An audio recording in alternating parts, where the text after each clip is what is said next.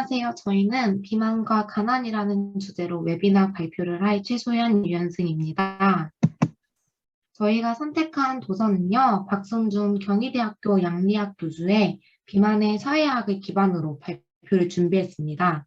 원인의 기반은 비만은 개인의 건강 문제를 넘어서 사회 문화로 여겨지는 심각한 질병인데요. 저자가 직접 비만의 사회적 요인과 그 해결책을 연구하며 발견한 사실들을 쉽고 간단하게 풀어낸 책이 바로 비만의 사회학입니다. 어째서 살이 찌는지 또 어떻게 비만에서 벗어나야 할지 크게 6개로 주제로 나누어 설명하고 있습니다. 다소 어렵게 느껴질 수도 있는 생물학적 이야기와 역사 이야기도 정말 쉽게 풀어냈으니까요. 가볍게 교양 삼아 IT 여러분들께 추천해드리고픈 조서입니다. 저희는 비만과 가난이라는 키워드에 집중하여 책을 읽었고요. 그 결과 비만을 한 개인의 탓으로 돌릴 수 없다는 결론이 내렸습니다. 많은 사회 구조적 요인들이 가난한 사람들이 비만에 이르도록 영향을 미치고 있었습니다. 오늘 웨비나에서는 그 원인들과 바람직한 해결책에 대해 말씀드리도록 하겠습니다. 먼저 제가 비만과 가난의 연관성을 객관적 자료를 통해서 보여드리고요.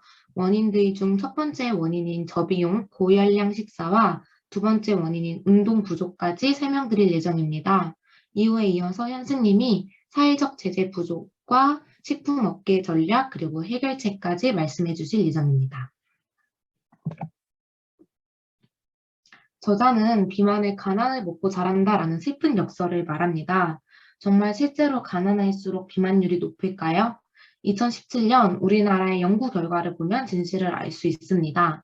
비만율과 월 평균 가구 소득을 비교했을 때 월 300만 원 이상의 소득을 올리는 가구의 비만율은 20%에 불과했지만 50만 원 이하의 소득을 갖는 가구는 그 2배가 넘는 47%를 기록했습니다.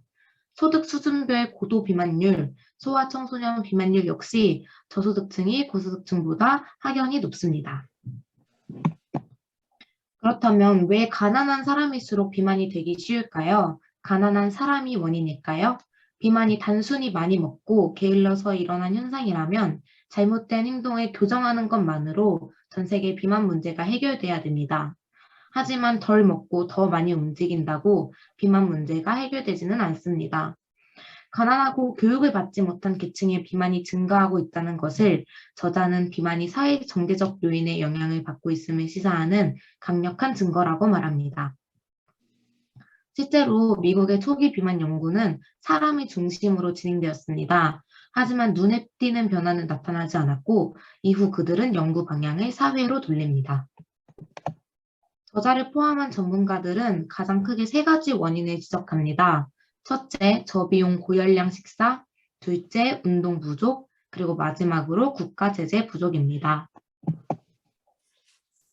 첫 번째 원인은 저비용 고열량 식단입니다. 가난한 가정은 식단에 에너지를 공급하는 게 우선이기 때문에 이른바 텅 빈 열량이라고 불리는 에너지는 높지만 값이 싼 가공식품을 구매할 수밖에 없습니다. 다양하고 건강한 식단을 구성하기 위해서는 많은 돈이 필요합니다. 단순히 돈만 저비용 고열량 식단을 야기하는 것은 아닙니다. 빈곤층 모집 지역에선 신선하고 건강한 음식에 대한 접근이 어렵고 충분한 음식을 섭취할 수 없는 상황이 벌어지기도 합니다. 또한 불안정한 오랜 시간 노동은 건강한 식단을 꾸리고 섭취할 시간을 앗아갑니다. 두 번째 원인은 운동 부족입니다.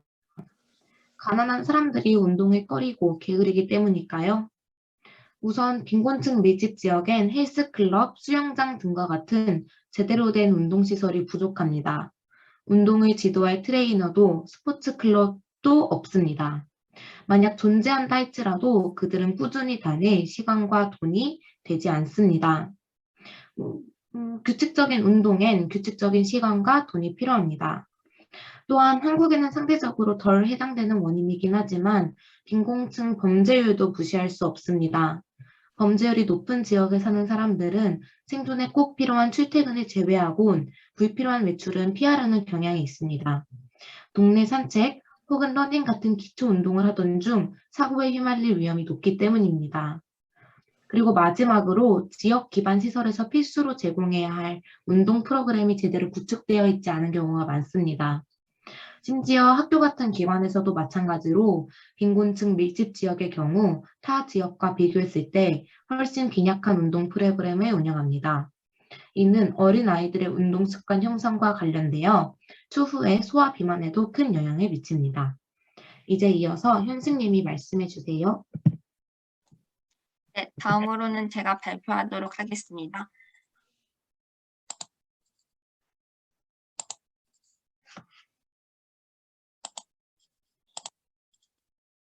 네, 세 번째 원인부터 제가 설명을 해드리도록 할 건데요. 첫 번째 원인은 식품 제조와 유통 시스템의 변화를 들 수가 있어요. 40년, 50년 전부터 이 식품 제조와 유통 시스템이 변화가 되었는데요. 시장이 원래는 신선한 식자재를 공급하는 역할을 했다면 40년에서 50년이 지난 지금은 소규모 매점이나 편의점, 대형마트로 시장이 대체가 되었습니다. 그리고 이 편의점과 대형마트에서는 여러분 모두들 아시듯이 대부분 가공식품을 판매를 하고 있어요. 실제로 미국과 영국 등 선진국에서 판매가 되고 있는 식품의 3분의 2 이상이 동물성 식품과 같은 정제 탄수화물 같은 그런 고열량 간편식이에요. 이외에도 멕시코 같은 경우에도 한 해 섭취하는 열량의 58%가 그리고 중국은 29%가 가공식품에서 나오는 것으로 밝혀졌고요. 또한 모든 국가에서 공통적으로 음료뿐만이 아니고 식품 전체에서 설탕 함유량이 늘고 있어요. 그리고 판매되는 전체 식품의 약 75%에 단순당이 들어있다고 합니다. 네, 다음으로는 식품업계의 전략에 대해서 알아보는 시간을 가지겠습니다.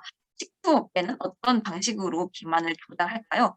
첫 번째는 수단과 먹방, 그리고 두 번째는 선택권과 접근성을 이 식품업계가 제한을 한다라는 얘기고, 세 번째는 그릇의 크기를 또다시 이 식품업계가 조작을 했습니다. 네, 첫 번째로 과도한 먹방과 를 예로 들 수 있는데 이 먹방과 쿡방은 국민 건강에 굉장히 부정적인 역할을 미칠 수가 있습니다. 요즘 TV나 유튜브 방송의 트렌드가 쿡방과 먹방이라고 할 수 있는데 이런 대중매체의 제작자들은 계속해서 자극적인 소재를 제공해요.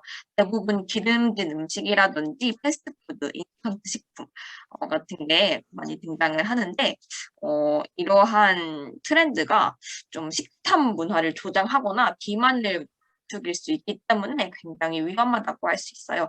실제로 대한보건협회 연구 결과에 따르면은 음식 관련 미디어 이용량이 많은 청소년이 인스턴트 식품 섭취나 간식, 야식 섭취 횟수가 많은 등 건강하지 않은 식습관을 보였다는 그런 연구 결과를 나타냈는데요.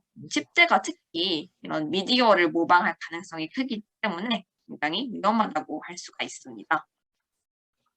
네, 두 번째로는 선택성과 접근성을 이 식품 산업이 제한을 하고 있어요. 식품 산업은 음식은 자기 입에 들어가는 거기 때문에 자기 책임이다라고 주장을 하는데요. 그런데 미국에서 생산되는 식품의 약 90% 정도는 10개의 대기업이 판매를 한다고 합니다. 그러니까 우리는 10개의 대기업이 생산하는 품목만 선택할 확률이 높아지는 것이죠. 이런 식으로 선택의 가능성은 제한이 될 수밖에 없습니다. 따라서 이렇게 선택 가능성과 접근성이라는 두 가지 면을 생각을 해볼 때 완벽하게 이 식품 선택이 개인의 책임이라고 할 수 있느냐? 그렇지 않다는 것입니다. 네, 다음으로는 그릇의 크기를 이 식품 산업이 조정을 하고 있어요. 예를 들어서 식당에서 먹는 양을 볼 때 사람들은 평균적으로 담아온 음식의 92%를 먹는다고 얘기를 해요. 근데 어린이들은 보통 더 하다고 합니다. 그런데 왜 용기가 이렇게 커지면은 더 많이 먹게 될까요? 제공된 용기에 담긴 것을 적당한 양이라고 사람들이 생각을 해서 그렇게 된다고 해요. 그래서 시리얼 그릇의 크기가 크면 클수록 44%가 더 섭취가 된다라는 조사 자료도 있습니다. 그러니까 이게 제공된 용기가 기준치라고 생각을 하기 때문에 그릇에 따라서 무의식적으로 많이 먹을 수 있게 되는 것입니다. 그래서 이렇게 음식 산업에서 채택한 더 먹게 하기 전략도 용기를 좀 더 크게 만드는 것이었다고 합니다. 실제로 1960년대하고 2000년대를 비교를 해보면은 그릇 크기가 22%가 증가했음을 확인해 볼 수가 있습니다. 네, 그러면 이 비만을 대체 어떻게 해결을 해야 하느냐라는 질문을 우리가 할 수가 있는데요. 비만의 해결책으로는 흔히 설탕세 그리고 칼로리가 낮은 건강식품의 부가가치세 내리기 이 두 가지를 가장 쉽게 떠올릴 수가 있습니다. 설탕세는 사실 이미 많은 나라에서 시행 중인 정책이에요. 예를 들어서 미국, 프랑스가 이미 시행 중인 정책인데 미국의 경우에는 50개 주 가운데 28개의 주가 탄산음료 등에 별도의 세금을 매기거나 판매세 면세 규정을 배제하는 방식으로 설탕세를 부과를 합니다. 그리고 프랑스의 경우에도 식품 음료 광고에 당류, 소금, 인공 감미료에 대한 그런 건강 경고 문구를 필수적으로 넣도록 만들었고, 만약에 이를 어길 시에는 연간 광고 예산의 1.5%를 세금으로 내도록 했다고 얘기를 하고 있습니다. 그런데 이렇게 설탕세를 부과를 하는 게 과연 서민한테 좋은 일일까요? 비만 인구는 사실 서민한테 집중이 되어 있습니다. 그래서 설탕세를 부과한다면은 저소득층의 경제적인 부담이 증가할 가능성이 굉장히 크다고 할 수가 있습니다. 실제로 덴마크의 경우에도 이 설탕세, 비만세를 도입했다가 실패를 했는데 그 이유는 한번 설명을 해드리겠습니다. 덴마크의 경우에는 포화지방이 2.3% 이상 함유된 제품에 대해서 포화지방 1kg당 16%네, 약 3,000원의 세금을 매긴 바가 있는데요. 그런데 이게 좀 부작용이 많았어요. 비만세가 시행이 되는 동안에 비만세가 없는 인도 국가에 가가지고 예를 들면 뭐 독일이나 스웨덴 뭐 이런 곳으로 가서 물품을 사는 일이 비일비재했던 것이죠. 사실 유럽의 경우에는 국경을 넘는 게 굉장히 쉬워가지고 이런 일이 많이 빈번하게 발생을 했다라고 이야기를 하고 있습니다. 그래서 세계 최초로 덴마크가 2011년 10월 1일에 비만세를 도입을 했어요. 그런데 결국에 이렇게 시행 1년 뒤에 폐지가 되었습니다. 네, 그리고 다음으로는 세금을 걷는 것과 반대로 칼로리가 낮은 건강식품에 부가가치세를 내리거나 보조금을 지급해서 서민도 건강식을 사서 먹을 수 있도록 정부에서 실질적으로 지원을 하는 것도 하나의 방법이라고 할 수 있습니다. 그런데 예산이 한정된 상황에서 이렇게 건강식품의 가격 수준을 임의로 조정하는 것은 한계가 있다고 할 수밖에 없는데요. 모든 복지 정책은 결국에는 예산 부족이 큰 문제입니다.